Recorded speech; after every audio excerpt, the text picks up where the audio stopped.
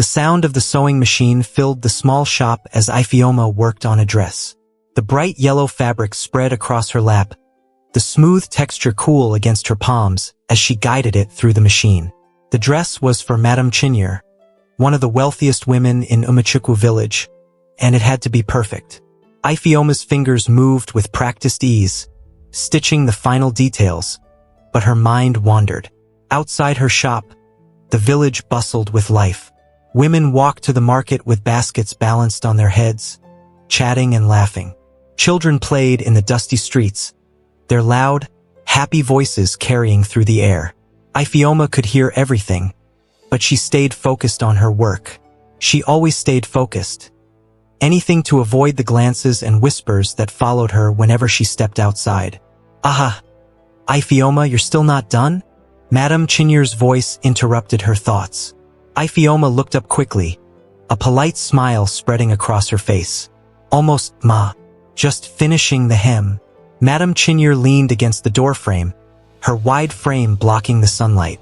She was dressed in her usual brightly colored wrapper and blouse, her chest adorned with gold jewelry that jingled when she moved. She had the kind of figure the village admired, full, round, and confident. She looked at Ifeoma's slim frame with a slight smirk, the kind that wasn't mean but wasn't kind either. "I still don't understand how you make clothes for other people when you don't even have the body to fill them," Madame Chinyere said with a laugh. Ifeoma's fingers tightened on the fabric for just a second, but her smile didn't waver. "It's not about me, ma. It's about making sure you look beautiful." "Humph," Madame Chinyere said, crossing her arms. "You better hurry up. My husband won't wait forever at the dance." Ifeoma nodded and turned back to her sewing.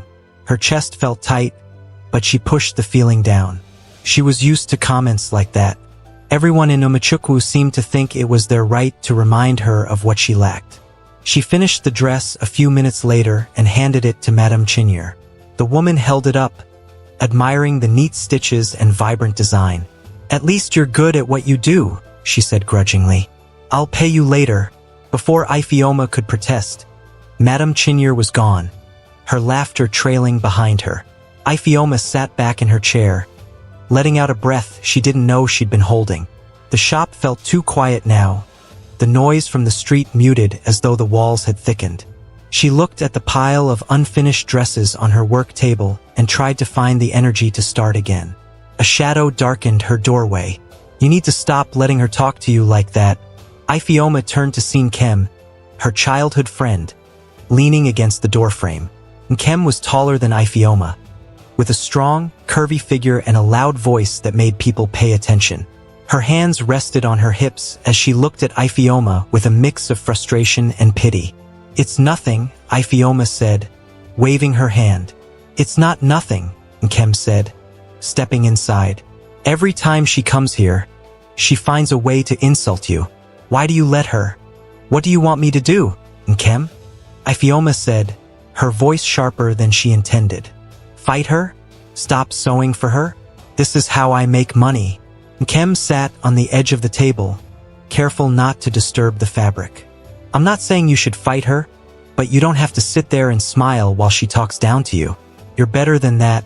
Ifeoma didn't answer. She didn't want to talk about Madame Chinyere or anyone else in the village. She just wanted to finish her work and go home. Nkem sighed. "All right, fine. Let's talk about something else. Have you heard? Emeka is back." At the mention of his name, Ifeoma's heart did a little flip. She tried to hide it, keeping her face neutral as she folded a piece of fabric. "I heard," she said lightly. Nkem wasn't fooled. "Don't pretend you're not excited. I saw the way you used to look at him before he left for Lagos." "That was years ago," Ifeoma said quickly. "He probably doesn't even remember me." "Oh, he remembers," Nkem said, grinning. "I saw him at the market this morning, and he asked about you." Ifeoma's hands froze. "He did?" Nkem nodded. "He asked if you still had your shop. I think he might come by to see you." The thought of Emeka walking into her shop made Ifeoma's chest tighten in a different way. She pictured him as he used to be, tall, handsome, and confident, with a smile that made her feel like she was the only person in the world. She wondered if he had changed. "You should wear something nice tomorrow," Nkem said, interrupting her thoughts. Maybe that green dress you made for yourself. I don't have time to think about that, Ifeoma said, shaking her head. I have too much work to do. You always have too much work, Nkem said, rolling her eyes. You deserve to enjoy yourself once in a while. Ifeoma didn't respond. She wanted to believe Nkem, but it was hard. How could she think about enjoying herself when she was constantly reminded of how different she was from the other women in the village? As Nkem left, promising to return the next day, Ifeoma sat alone in her shop. She tried to focus on her sewing, but her thoughts kept drifting to Emeka. She didn't know why the idea of seeing him made her nervous. Maybe it was because she didn't want him to see her the way the rest of the village did, as someone who didn't quite measure up. The sun was setting when she finally closed the shop and walked home. The path was quiet, the sounds of crickets filling the air. Ifeoma's house was small but tidy, with a single room for sleeping and another for cooking. She sat on her bed, staring at the ceiling as the events of the day played over in her mind. She thought about Madame Chinyer's words, about Nkem's encouragement, and about Emeka. Most of all, she thought about the feeling that had been growing inside her for years, a longing to be seen, not as a tailor or a hard worker, but as a woman. Her chest felt heavy, and for once it wasn't because of the weight of the day. It was the weight of being different, of not fitting into the mold the village had created for women. She wondered if there was a way to change that, to change herself. She pushed the thought away, shaking her head. It was silly. She was who she was, and no amount of wishing would change that. But as she lay in bed, staring at the shadows on the ceiling, the thought crept back into her mind. What if she could change? What if there was a way to be seen, to be admired, to be enough? She closed her eyes, willing herself to sleep, but the questions stayed with her, lingering like a soft, persistent whisper. The next morning, Ifeoma was back in her shop, surrounded by fabric and the sound of her sewing machine. She tried to focus, but her thoughts kept drifting to Nkem's words from the day before. Did Emeka really ask about her? Why would he? She shook her head, pushing the thought aside. There was no time to waste daydreaming. The village was livelier than usual, with people moving about in hurried excitement. Ifeoma noticed it when she stepped outside to stretch her legs. Women were chattering in groups, children ran in and out of the market square, and even the men seemed more animated than usual. Something was happening. She didn't have to wonder for long. Nkem came rushing into her shop, her face lit with excitement. Ifeoma, you won't believe it. What now? Ifeoma asked, brushing a piece of thread off her skirt. Baba Ijibu is here, Nkem announced, her hands on her hips like she had just shared the biggest news in the world. Who is Baba Ijibu? Ifeoma asked, frowning. Nkem gasped, as though Ifeoma had just asked what the sun was. You don't know Baba Ijibu? He's the famous herbalist. People say he can cure anything. They say he has potions for beauty, love, money, everything. Ifeoma raised an eyebrow. And you believe that? Nkem waved her hand dismissively. It doesn't matter if I believe it.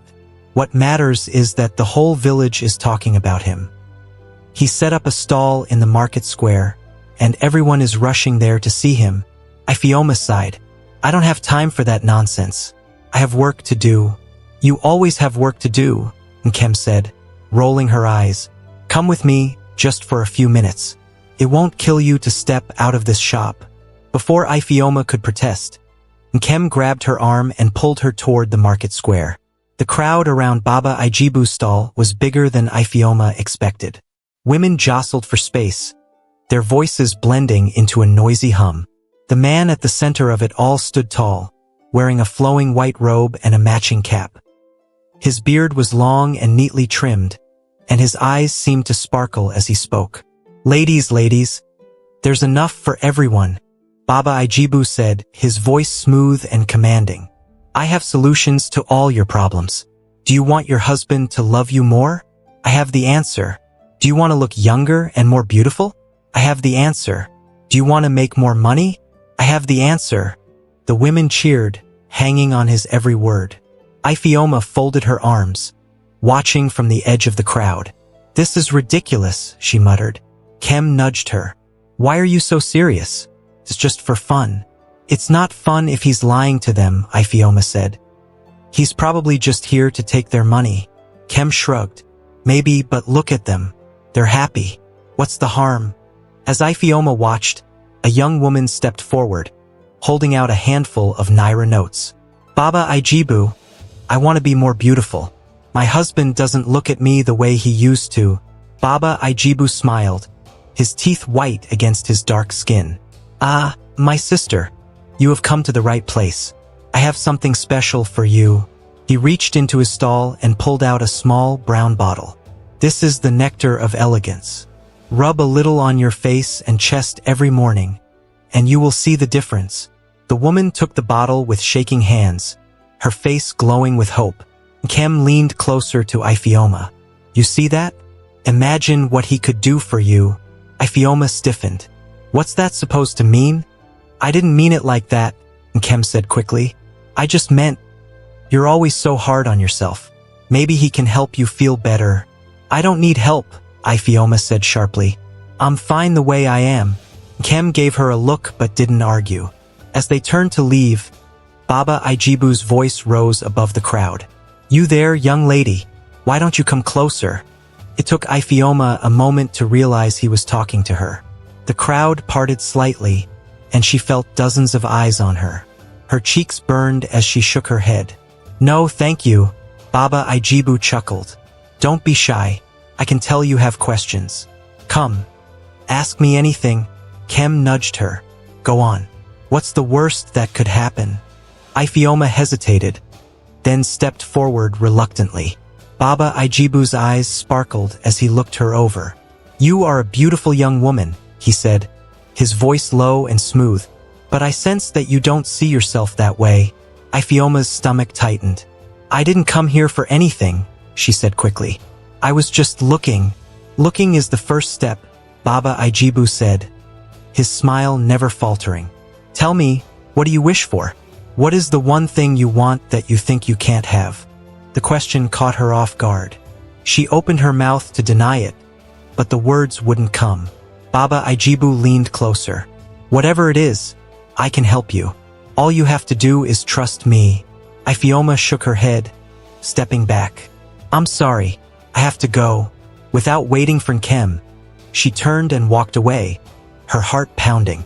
Later that evening, as Ifeoma sat alone in her shop, she couldn't shake Baba Ijibu's words. They echoed in her mind, stirring up feelings she had tried to bury. She thought about the women in the crowd, their hopeful faces as they bought his potions. For a moment, she wondered if there was something to it. What if he really could help her? What if he had something that could make her feel enough? She shook her head, frustrated with herself. This is stupid, she muttered. But deep down, the thought had already taken root. The night was quiet, with only the sound of crickets breaking the silence. Ifeoma sat on her bed, staring at the ceiling. No matter how hard she tried, she couldn't stop thinking about Baba Ijibu's words. They played over and over in her mind like a song she couldn't turn off. What is the one thing you want that you think you can't have? She squeezed her eyes shut, trying to block it out. But deep down, she knew the answer. She wanted to be noticed, to be admired, to feel like she mattered in a village that always made her feel like she wasn't enough. Her heart thudded in her chest as she sat up.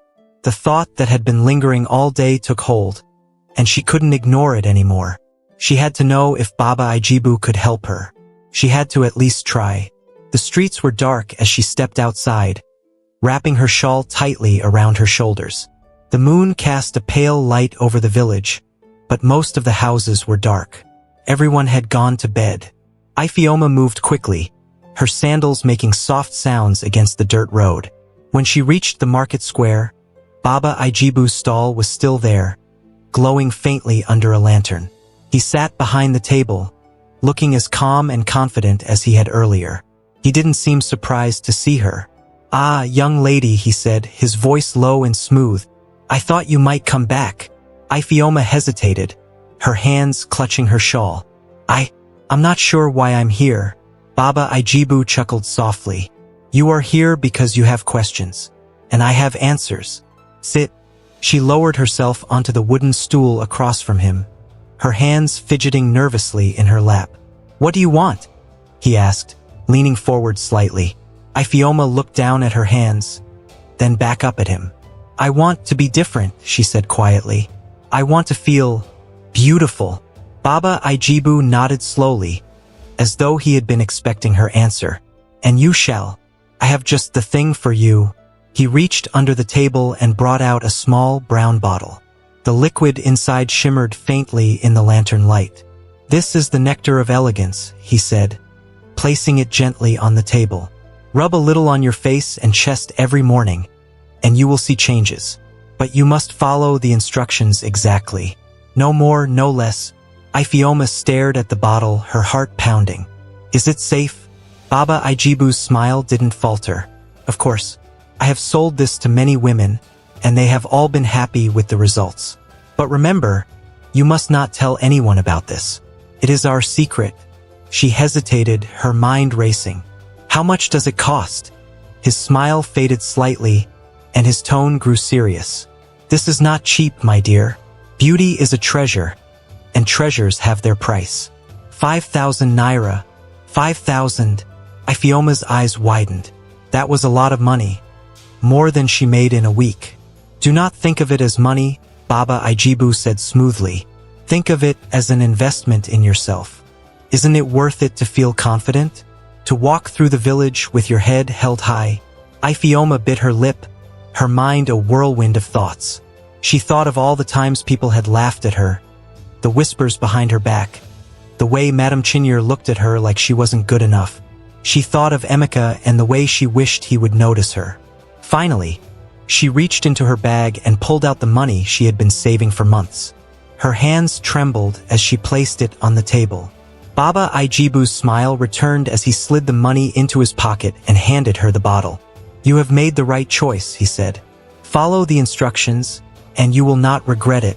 Ifeoma held the bottle tightly as she walked back home, her heart heavy with a mix of excitement and fear. She placed it on her bedside table and stared at it for a long time before finally lying down. The next morning, Ifeoma woke up before the sun. She sat on the edge of her bed, staring at the bottle. Part of her wanted to throw it away, but another part, stronger and more determined, told her to try it. She opened the bottle, the scent of herbs and something faintly sweet wafting out. Carefully, she rubbed a small amount onto her face and chest, just as Baba Ijibu had instructed. The liquid felt cool against her skin, and she couldn't help but wonder if it was already working. As the day went on, she couldn't stop checking herself in the small mirror she kept in her shop. At first, she saw nothing different, but by the evening, she noticed her skin looked a little brighter, her cheeks a little fuller. It was subtle, but it was enough to make her heart race with excitement. Over the next few days, the changes became more noticeable. Ifeoma's chest began to fill out, her skin glowed, and even her posture seemed different. She caught people staring at her in the market, and for the first time, the looks weren't accompanied by whispers or laughter. You're looking good, Ifeoma, a customer said one afternoon. What's your secret? Ifeoma shrugged, trying to hide her smile. Just taking better care of myself. Kem noticed the changes too. Something's different about you, she said, narrowing her eyes. You're glowing. What's going on? Nothing, Ifeoma said quickly, avoiding her gaze. Kem raised an eyebrow. If you say so. A week later, Emeka walked into her shop. Ifeoma's heart nearly stopped. He looked even more handsome than she remembered, his tall frame filling the doorway, his smile warm and genuine. Ifeoma, he said, his voice deep and smooth. I heard you're the best tailor in the village. She felt her cheeks heat up. I try, she said, trying to keep her voice steady. I need a new shirt for the festival next week, he said, stepping closer. Think you can help me? Of course, she said quickly. Come in.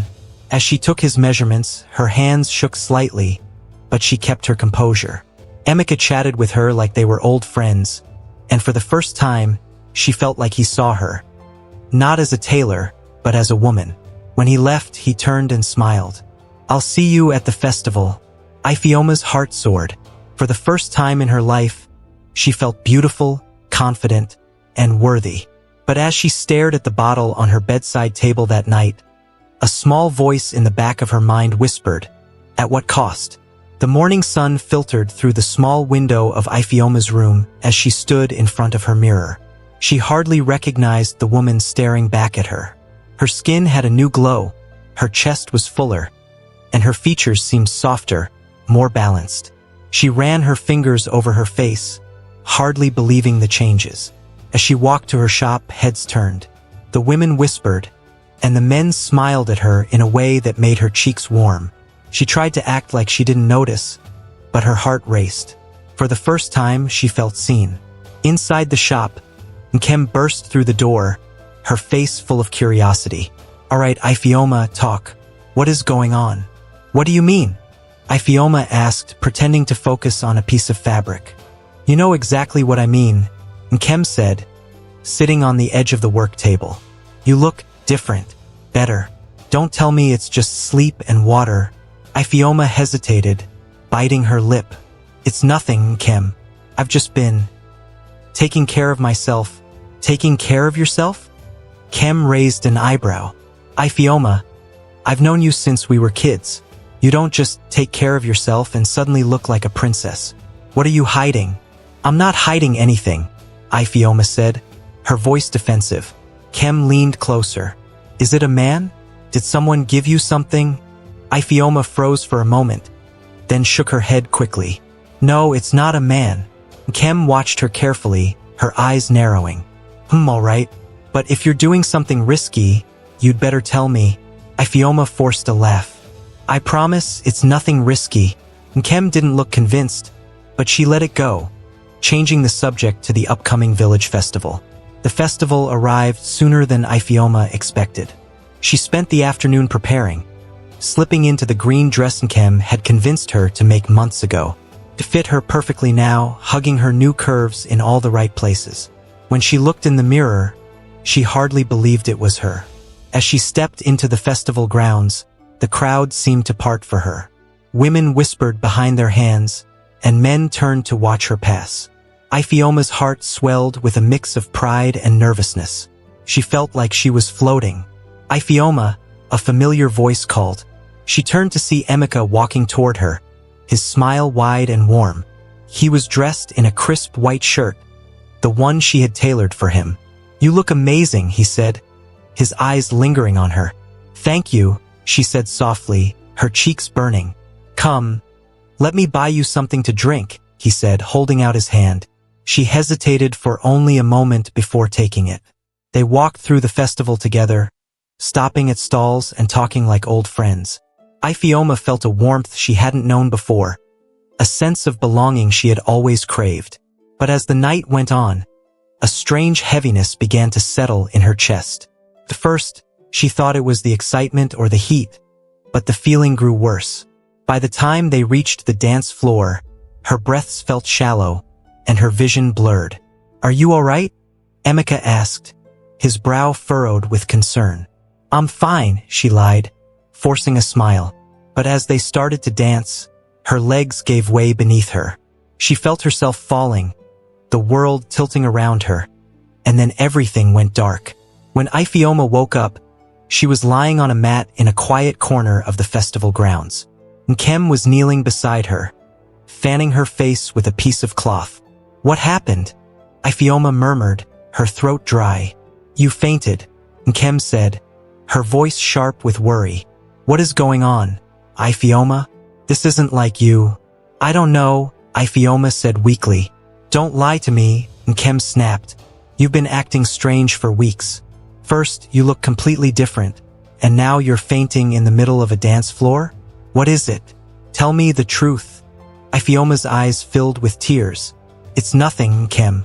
Promise. It's not nothing," Nkem said, her voice rising. "You're my friend. If something is wrong, I need to know." Before Ifeoma could respond, Emeka appeared, carrying a cup of water. "Is she all right?" he asked, his voice full of concern.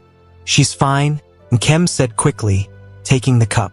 Emeka knelt beside Ifeoma, his eyes searching hers. Are you sure?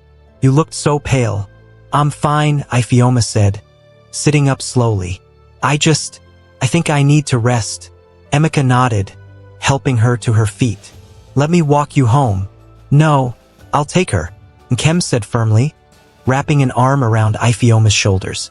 Emeka hesitated, then nodded. All right, feel better, Ifeoma. As they walked back to her house, Nkem kept her arm around Ifeoma, her grip firm. Talk, Nkem said once they were inside. Ifeoma sat on the edge of her bed, staring at the floor. It's nothing, Nkem. I swear. Nkem folded her arms, her eyes blazing. If you don't tell me what's going on, I'll start asking questions around the village. Do you want that? Ifeoma's chest tightened. She knew Nkem wasn't bluffing.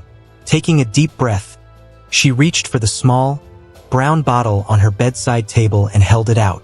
This, she said quietly. Nkem took the bottle, turning it over in her hands. What is this? It's something I got from Baba Ijibu, Ifeoma said, her voice barely above a whisper. He said it would help me. Nkem's eyes widened. You've been using this?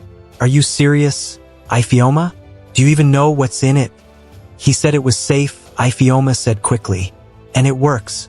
Look at me. Look at you, Nkem said, her voice rising. You fainted, Ifeoma. You're not eating properly, and you're acting strange. How is that safe? Tears spilled down Ifeoma's cheeks. I just wanted to feel beautiful. I wanted people to notice me. Is that so wrong? Nkem's expression softened, but her voice was still firm. It's not wrong to want to feel good about yourself. But this is dangerous. You don't even know what's in it. I don't care, Ifeoma said, her voice trembling. For the first time in my life, people see me. They respect me. I can't go back to the way things were. Nkem sat beside her, taking her hand. Ifeoma, you've always been beautiful. You didn't need this. And if you keep using it, who knows what will happen to you? Ifeoma didn't respond. She couldn't.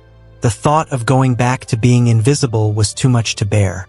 As the night wore on, Nkem stayed by her side, her presence a silent reminder that she wasn't alone.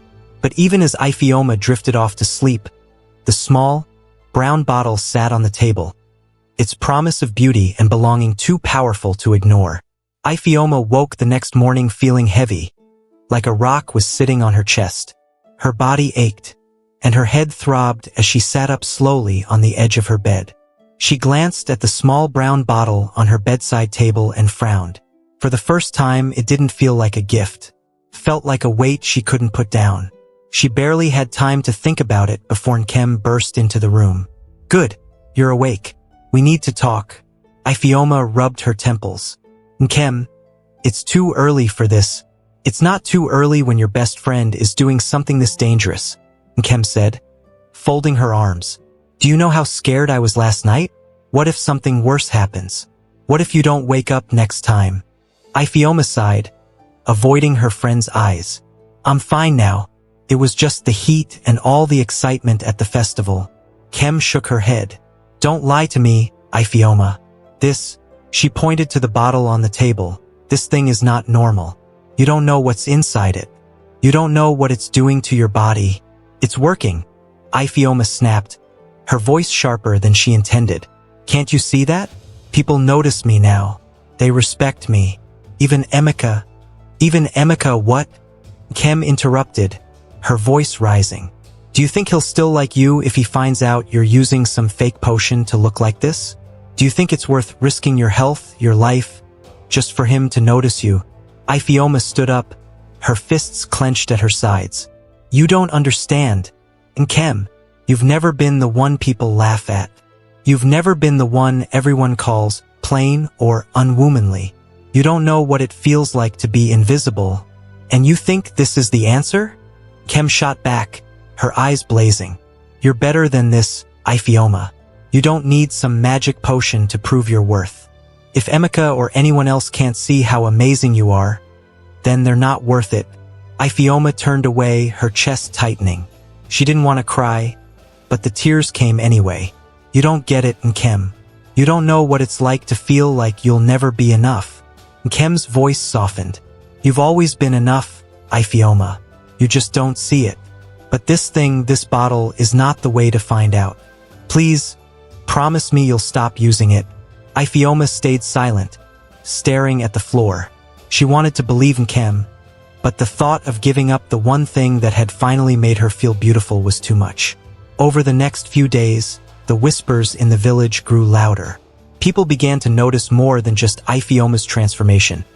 They noticed her pale skin, her tired eyes, and the way she moved like someone carrying a heavy load.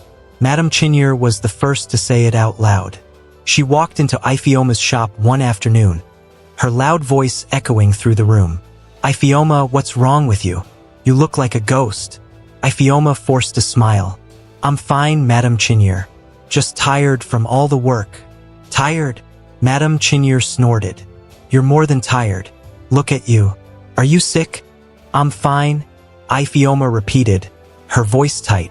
Madame Chinyere narrowed her eyes. Well, you'd better take care of yourself. No one wants a sick tailor. When she left, Ifeoma slumped into her chair, her head in her hands. The cracks were beginning to show, and she didn't know how much longer she could keep up the act. One evening, as she sat alone in her room, the nightmares began. They were vivid and terrifying, filled with dark figures chasing her through endless corridors. She woke up drenched in sweat, her chest heaving as she gasped for air. She reached for the bottle on her table, but her hands trembled so badly she almost dropped it. For the first time, she wondered if Nkem was right. What if this wasn't worth it? What if she was hurting herself in ways she couldn't see? The next morning, she decided to visit Baba Ijibu. She needed answers. The market square was quieter than usual when she arrived, but Baba Ijibu's stall was still there, glowing faintly under the afternoon sun. He greeted her with his usual smile, but Ifeoma didn't feel comforted by it this time. Ah, my dear, he said, spreading his arms. You look as beautiful as ever. What brings you here today? Ifeoma hesitated, clutching the bottle in her hand. Something's wrong. I've been feeling strange. Baba Ijibu's smile faltered for a moment, but he recovered quickly. Strange? How do you mean? I've been fainting, Ifeoma said, her voice shaking. I've been having nightmares. My body doesn't feel right. Is this normal? Baba Ijibu leaned back, his expression calm. My dear, these things take time. Your body is simply adjusting to the changes. You must trust the process. But what's in it? Ifeoma pressed. What am I putting on my skin? He waved a hand dismissively. Herbs, oils, natural ingredients. Nothing harmful. Then why do I feel like this? She asked, her voice rising. Why do I feel worse every day? Baba Ijibu's smile disappeared completely. He leaned forward, his eyes narrowing. Do you want to stop, Ifeoma? Do you want to go back to the way things were? To being invisible? Because that's what will happen if you stop using this. Ifeoma's chest tightened. His words cut deep because they echoed her own fears. She shook her head, tears streaming down her face. I don't know what to do. You keep going, Baba Ijibu said firmly. You're almost there, my dear. Don't give up now. Ifeoma nodded slowly, her hands trembling as she clutched the bottle.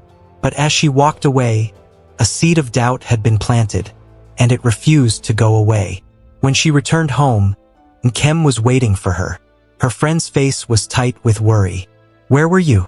Nkem demanded. I've been looking for you all day. I went to see Baba Ijibu, Ifeoma admitted, her voice small. Nkem's eyes widened. Ifeoma, why? What did he say? He said everything is fine, Ifeoma said, though her voice lacked conviction. He said I just need to trust the process. Nkem shook her head, her frustration boiling over. And you believe him? After everything that's happened? Ifeoma, this man doesn't care about you. He's just taking your money and ruining your life. What do you want me to do, Nkem? Ifeoma shouted, her voice breaking. I can't just stop. I can't go back to being the nobody I was before.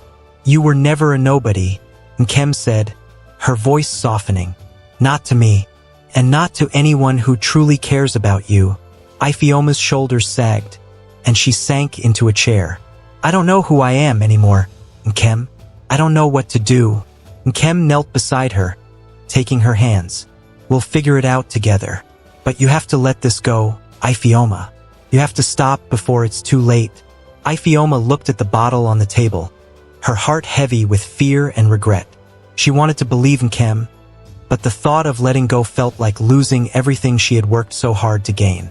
And so, the battle within her raged on, pulling her deeper into a choice that seemed impossible to make. Nkem refused to let Ifeoma out of her sight after their argument. It wasn't like Ifeoma to look so defeated, so drained. The vibrant girl Nkem had grown up with was slipping away, and Nkem couldn't sit back and watch it happen. 2 days after Ifeoma's visit to Baba Ijibu, Nkem stormed into her shop. We need to talk, she announced, shutting the door behind her with more force than necessary. Nkem, not now, Ifeoma muttered, her voice tired as she worked on the hem of a dress. Yes, now, Nkem said, grabbing a stool and sitting directly in front of Ifeoma. This is serious. You can't keep doing this to yourself. I told you I'm fine, Ifeoma replied, not looking up from her work. No, you're not, Nkem snapped. You're pale, you barely eat, and you've been acting like a stranger. Ifeoma, look at me. Ifeoma finally looked up, her eyes filled with exhaustion. What do you want me to say, Nkem? That I regret it? That I hate myself for starting this? I can't stop now. I can't. Yes, you can, Nkem said firmly. But first, we need to find out the truth about that man. He's lying to you, Ifeoma. I can feel it. Ifeoma frowned. What truth? Baba Ijibu said the potion is safe. He said it's just herbs. And you believed him? Nkem asked, her voice full of disbelief. Why would a man like that care about your health? He's making money off you, Ifeoma. Off your pain. Doesn't that make you angry? It doesn't matter, Ifeoma said, her voice breaking. He's the only one who gave me a chance to feel different. Nkem's expression softened, but her determination didn't waver. I understand, Ifeoma, but if you keep using that stuff, you're going to destroy yourself. We need to expose him. How? Ifeoma asked, her voice small. Nkem leaned forward, her eyes blazing with determination. We're going to find out what's really in that potion. And then we're going to tell everyone. That evening, under the cover of darkness, Ifeoma and Nkem made their way to Baba Ijibu's stall. The market was quiet, the only sounds coming from distant crickets and the occasional bark of a dog. Nkem carried a lantern, its dim light guiding their way. What if he sees us? Ifeoma whispered, her heart pounding. Then we'll deal with it, Nkem replied, her voice steady. But we need answers. When they reached the stall, it was empty, just as they had hoped. Baba Ijibu had likely retired for the night, leaving behind only his supplies and the small wooden table where he conducted his business. Nkem handed the lantern to Ifeoma and began rummaging through the items on the table. There were jars filled with strange powders, bottles of colored liquids, and bundles of dried leaves tied with string. What are we looking for? Ifeoma asked, her hands trembling. Anything that proves he's lying, Nkem replied, opening one of the jars and sniffing its contents. She wrinkled her nose. This smells like rotten fish. As Nkem continued searching, Ifeoma's eyes fell on a stack of papers tucked under the table. She reached for them, her curiosity piqued. Nkem, look at this. Nkem took the papers, her eyes scanning the words. Her face darkened as she read. It's a list of ingredients. What does it say? Ifeoma asked, leaning closer. It's not just herbs, Nkem said, her voice low and angry. There are chemicals in here, Ifeoma. Dangerous ones. Things that can hurt you. Ifeoma's stomach turned. He said it was safe. He lied, Nkem said, her voice trembling with rage. This man is poisoning you, and he's probably doing it to other women too.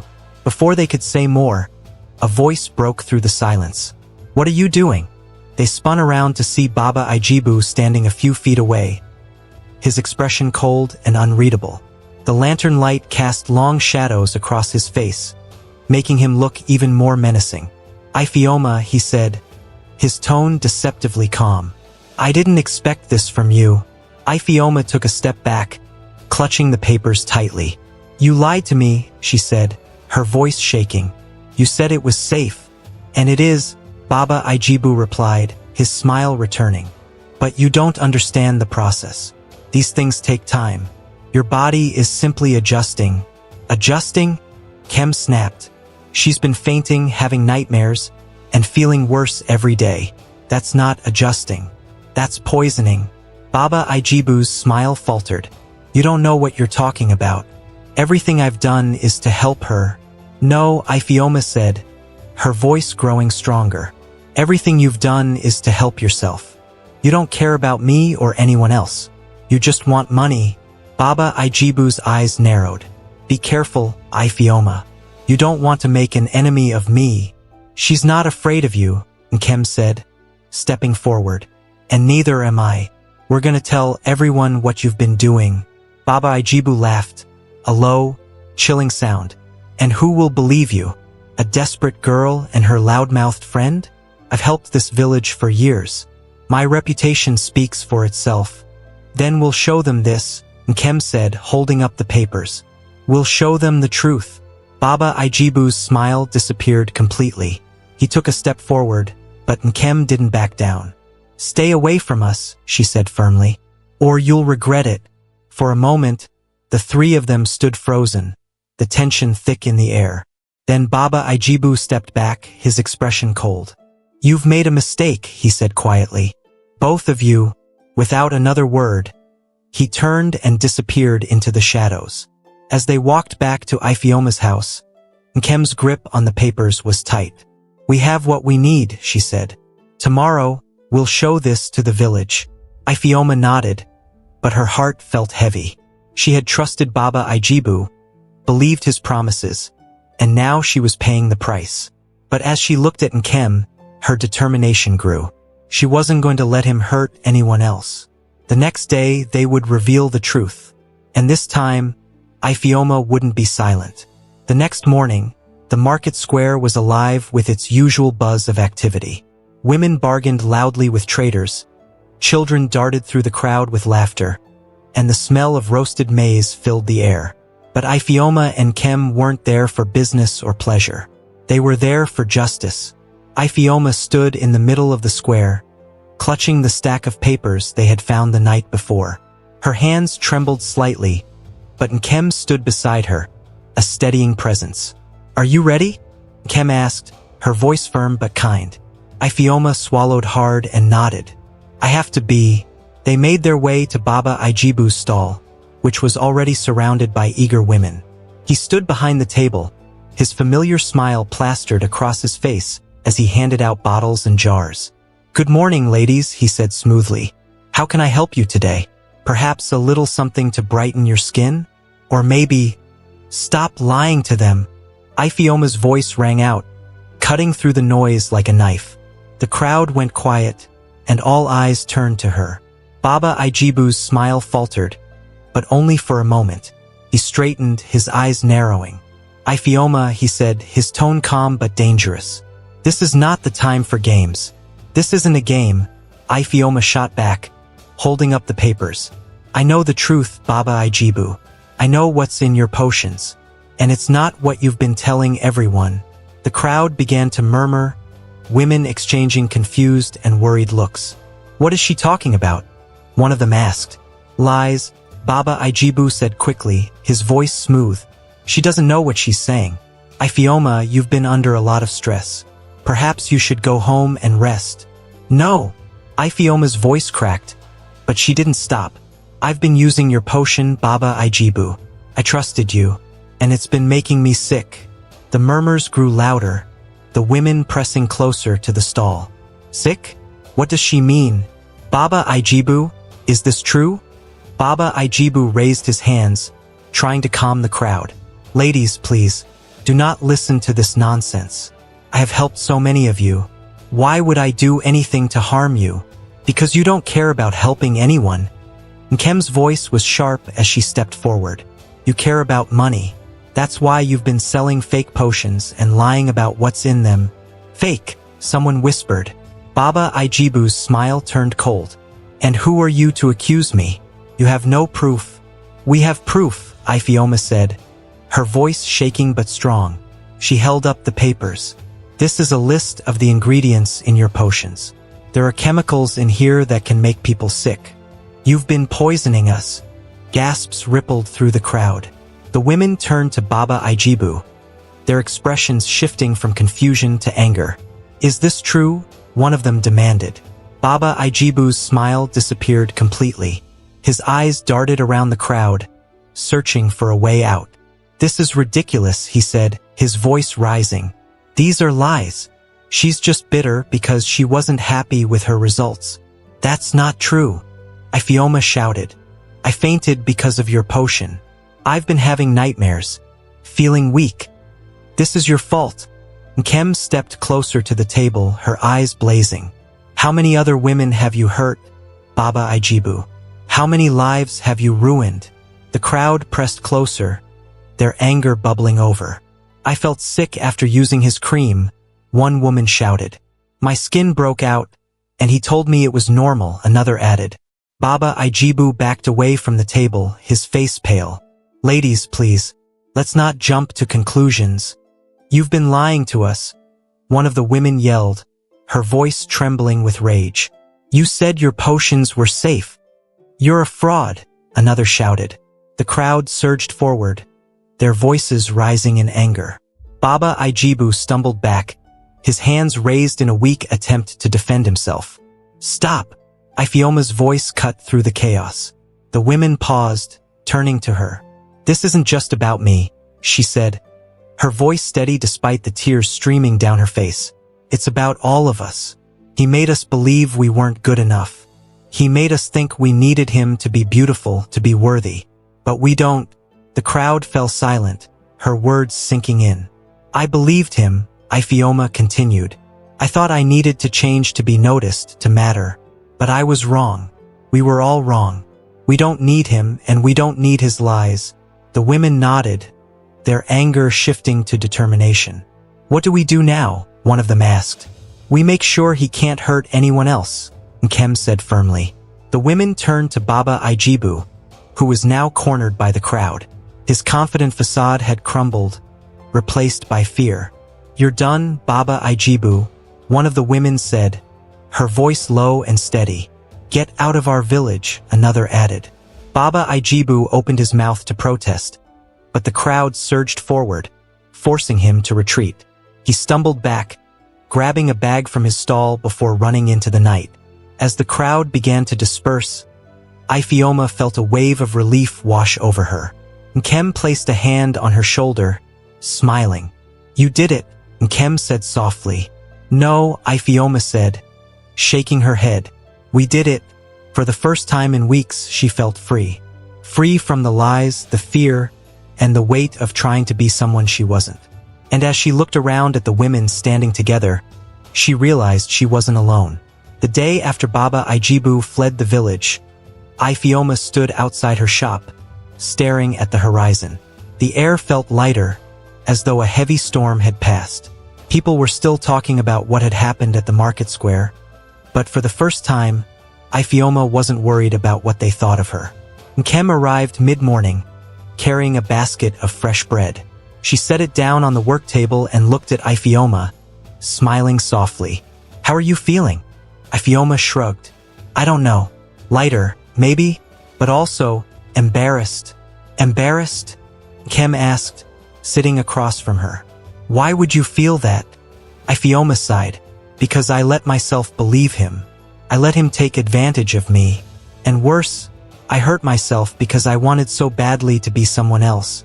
Nkem reached over and took Ifioma's hand. You don't have to be ashamed. You were trying to find something we all want, to feel seen, to feel good about yourself. That doesn't make you weak. It makes you human. Ifioma blinked back tears. But I almost lost myself in the process. But you didn't, Nkem said firmly. You stood up for yourself and for everyone else. That's strength, Ifioma. Don't forget that. Later that afternoon, Ifeoma decided to visit the village square. She wasn't sure what she was looking for. Maybe closure, maybe just a sense of normalcy. As she walked through the market, people greeted her with smiles and nods. "You were so brave yesterday," a woman said, stopping her. "Thank you for speaking up. I didn't realize how much I had let that man's lies get to me." Ifeoma smiled, though her heart felt heavy. "I just did what I had to." Another woman stepped forward, holding a small jar. "I stopped using his cream after what you said. My skin already feels better." "Thank you, Ifeoma." The warmth in their words eased some of the guilt in her chest. She realized that her pain hadn't been for nothing. She had made a difference, and that mattered. Back at her shop, Ifeoma picked up a piece of fabric, a vibrant green that reminded her of the dress she had worn to the festival. She ran her fingers over it, an idea forming in her mind. When Kem returned that evening, Ifeoma was already at work, the sound of her sewing machine filling the shop. "What's this?" Kem asked, peeking over her shoulder. "It's a new dress," Ifeoma said without looking up. "But it's not for me. It's for anyone who needs to feel beautiful, just the way they are." Kem grinned. "You're starting something new, aren't you?" Ifeoma nodded. "I want to make clothes that fit every body type, every shape. No more trying to change ourselves. We're enough just as we are." Kem clapped her hands together. "Ifeoma, that's brilliant. People are going to love this." Word of Ifeoma's new project spread quickly. Women began visiting her shop, not just to order clothes, but to share their stories. They talked about the pressure they felt to look a certain way, the insecurities they carried, and how Baba Ijibu's lies had preyed on those feelings. One by one, they began to let go of those insecurities. Ifeoma's shop became a place of healing, a place where women could feel seen and celebrated for who they were. A week later, Emeka came to the shop. Ifeoma hadn't seen him since the day of the festival, and her heart skipped a beat when he walked through the door.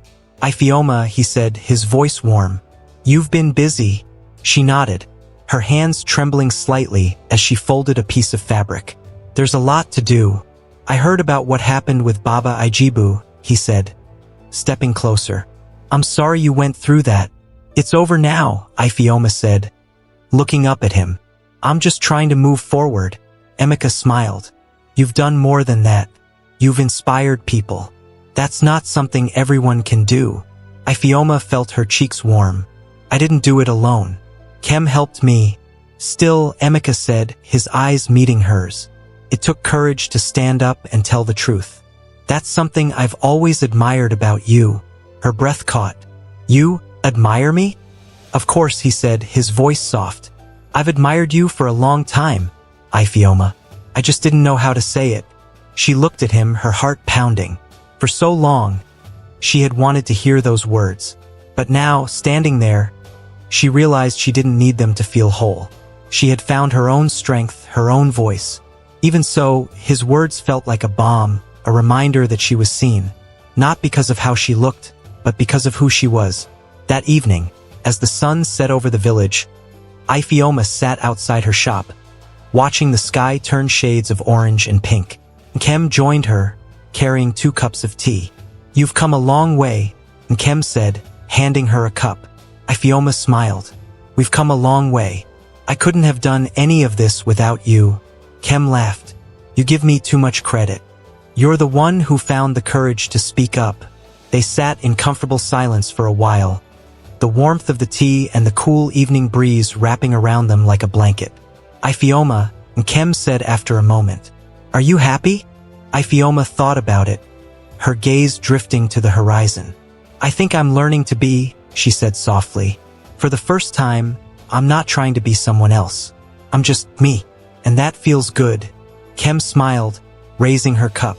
"To being ourselves." Ifeoma raised hers in return. "To being enough." And as they sipped their tea, the village around them settling into the quiet of night, Ifeoma felt a sense of peace she hadn't known in a long time. She wasn't perfect, and she didn't need to be. She was enough just as she was.